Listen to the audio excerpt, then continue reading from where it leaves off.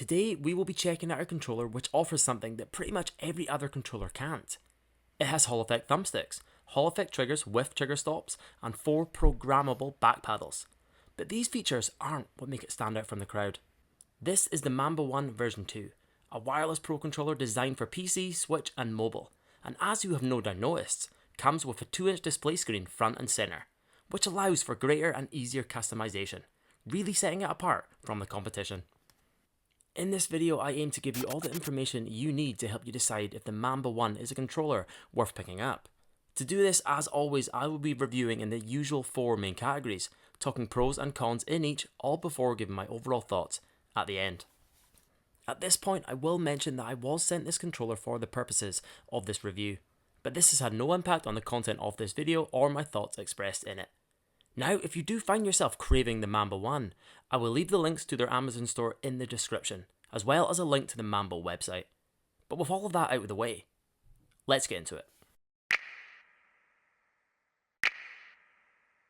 So as outlined in the intro, I shall be reviewing this controller in 4 categories. Firstly, starting with the price and discussing everything that is included with a purchase. Next, design and key features, talking over the main selling points of the gamepad. Thirdly, an area where I actually think the MANBA ONE will excel in is the customization, what you can do to make the controller your own. And lastly, and probably most importantly, how is it under use, the playtest. But feel free to skip back and forth to whichever section you were most interested in. With the way of the world these days, the price of luxury items has never been so important. So what is the damage then? Well, in the UK, the MANBA ONE will set you back around £72, while in the US it costs around $70. So a little bit pricier than your average controller, but we are in luck, as thankfully we are supplied with some nice extras with our purchase. In the box, firstly we get the controller, obviously. Next, a charging dock, USB charging cable, a dongle for connecting wirelessly to PC, a second set of thumbsticks, and the instruction manual. So all in all, a pretty decent package. It's always beneficial to see a charging dock included with a purchase. A little larger than other docks that I have used, but this actually functions rather nicely as a bit of a display stand, which is pretty cool. The added USB cable isn't of the best quality in my opinion, but its main function is just for connecting the charging dock to power, so no real problem here. And rounding out our quick look at the added extras, we have these 2 extra thumbsticks, which are a little larger than the 2 already on the controller. Pretty standard fare to be supplied supplementary thumbsticks these days, but a welcome addition nonetheless. So with the price and everything that's included with a purchase covered, let's move on to what makes the MANBA ONE stand out from the controller crowd. Let's talk about the design and key features. Beginning with the general aesthetics of the controller, and while I will admit this isn't the prettiest controller I've ever used, it certainly does have its own charm, highlighted by the translucent casing allowing us to peek inside the controller motors, and dominated by the 2-inch screen front and centre. Moving to the back, and in contrast to the front, we have a white casing, which is also contrasted by the silver back paddles, triggers and bumpers. This is also where we find the on-off switch, as well as hair trigger locks.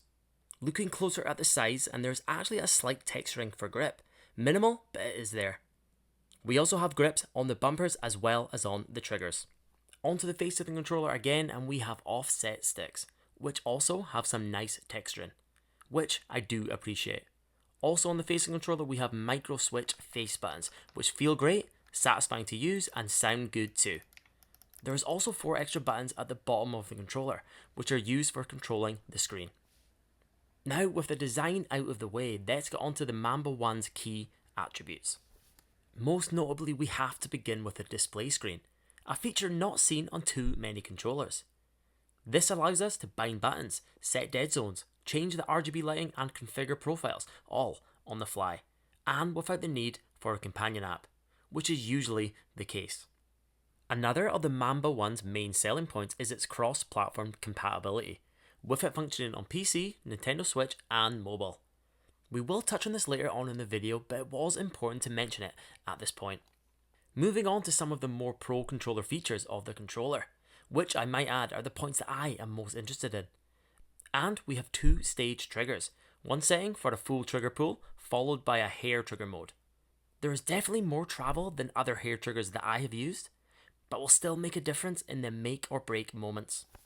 It also has 4 programmable back buttons, able to be bound to any of the face buttons. And as touched on many times before, this can seriously level up your gameplay. Now, I do have a complaint about the placement of a couple of the buttons, but that is for a later section of this review. Another welcome addition is Hall Effect thumbsticks, which promises to virtually guarantee no stick drift, but also more precise and snappier aiming.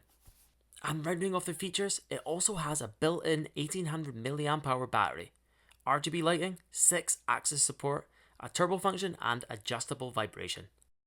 So despite the above average price point, and after looking at the capabilities of the controller, it's measuring up to be a decent little package. But what can we do to set this puppy up to suit us better, to suit our playstyle? Let's check out the customization. But quickly before we get there, do you see that little thumbs up icon below the video? Yeah, that little like button right there, on the left. Be a pal and hit that little like button for me, could you? That would be awesome, thanks. In terms of overall customization, this is a strong area for the MANBA ONE. Of course, as with other Pro controllers, we can configure our back buttons, set trigger and thumbstick dead zones. But what sets this apart is that all this can be achieved thanks to the addition of the screen, meaning we don't have to quit out of the game and load up an app just because something doesn't quite feel right. You can mix it up on the fly, allowing us to get back into the action quicker. We can also customize the controller aesthetically by changing the RGB lighting on the side of the controller, really giving a pop to the largely clear controller. With the added thumbsticks, we have the option to customize the controller to suit us better on certain games. I've always been fine with the default sticks, but many do prefer the larger stemmed thumbsticks, as it can lead to more precise aiming. They're simple to swap out also, just remove the faceplate and they pop right off. When it comes to the faceplate, it would be nice to see some other colours available to purchase, which would really make an instant change to the looks of the controller. Now, there is a black version of the MANBA ONE available, but a standalone faceplate in other colours would be pretty nice. After all, the faceplate is removable, so it would be nice to see some options out there. I'm sure you'll all agree that the MANBA ONE shows up pretty well in this section, with the screen providing a more in-depth and personal feel to the customization. But it's time to get onto our final area of discussion, the playtest. How is it under use? First off, when it came to connecting the controller to my devices, I had no problem with everything working as intended. On Switch, it was flawless, while on my laptop and iPad there was no noticeable lag, even while using the Bluetooth setting. Connecting to each device was again made easy thanks to the screen, and if you are relatively tech savvy, it is pretty simple, but I still would recommend hanging on to the instruction manual, just in case. Over my 3 weeks or so using the controller, I found it to be pretty comfortable overall, fitting well in hand for the most part, although I would say that it does feel slightly larger than other gamepads, mainly due to the screen integration. Not a real problem, but I did find myself stretching slightly more than I'm used to hit the bumpers. Another couple areas where I do have slight complaints would be the triggers, which are a little small and do wobble a bit, so I do worry about having problems with them in the future. And also the top 2 back buttons, which I feel are a little out of my reach and feel a little awkward to actuate. I'm used to using 2 back buttons usually, so not a problem for me, but something I felt that I did have to mention. Overall, while gaming, I had a great experience using the MANBA ONE. The thumbsticks and lower back buttons shining while playing shooters. Whereas with side-scrolling games like Shovel Knight, where every movement counts, the controller was accurate with my intended movements. For the competitively focused gamer watching this video, I say to you that the MANBA ONE is a good option in this sense. Again, as mentioned before, Hall Effect thumbsticks, short and hair triggers and back buttons are the kind of features that make a real difference in a competitive setting, coupled with the ability to fine-tune your dead zones as you see fit. In terms of latency, it has a polling rate of up to 800 Hz, so pretty snappy indeed. One area where I feel the MANBA ONE is a little let down is with the D-pad. Personally, for me the placement feels a little off, a bit raised and a bit basic, in my opinion. Now, I don't play too many games where the D-pad is the main input, but for fighting games especially, I can't see this performing the best. But this didn't detract from my overall positive experience with the controller during my playtest. So after 4 review sections covered, what's the verdict? Well, for me, the MANBA ONE version 2 is an impressive package at a reasonable price, especially when you bundle in the charging stand. Now, while the overall build quality and packaging don't scream premium, it does come equipped with pro features such as hollow thick thumbsticks, hair triggers and back buttons that puts many a top controller to shame. Under testing, it performed well also, even if I don't believe it will be the fighting game fans' cup of tea. It also has a unique standout feature that sets it apart from the controller crowd, the screen, which is awesome for fast and in-depth customization. So for me, if you're looking for a cross-platform pro controller that doesn't break the budget and also allows for some serious fine-tuning, then you should definitely check out the MANBA ONE. But that's just my thoughts. What do you all out there think about this controller? Is it the kind of thing that you would be interested in? Remember to let me know in the comments below. And of course, if you do fancy picking one up, remember that I've left the product links in the description of the video. And if you are dipping in there, please consider hitting the subscribe button because I am well on my way to 2,000 subscribers and all of the help would be appreciated. But that's it guys, that's the video. Thanks so much for watching.